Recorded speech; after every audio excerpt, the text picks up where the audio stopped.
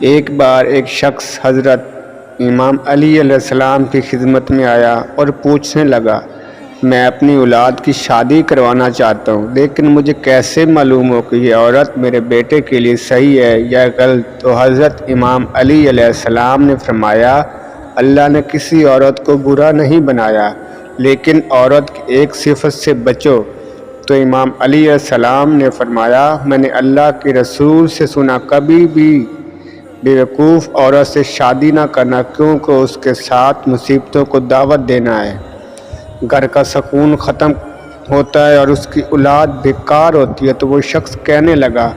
مجھے کیسے معلوم پڑے گا کہ یہ عورت میرے بیٹے کے لیے عقل مند ہے یا بے وقوف؟ تو امام علی علیہ السلام نے فرمایا، بے وقوف اور عقل مند عورت کی پہچان یہ ہے کہ عقل مند عورت بات سننے کے بعد سمجھ کر جواب دیتی ہے، اور بے وقوف عورت بات سنتے ہی بغیر ہی سوچے سمجھے جواب دینا شروع کر دیتی ہے۔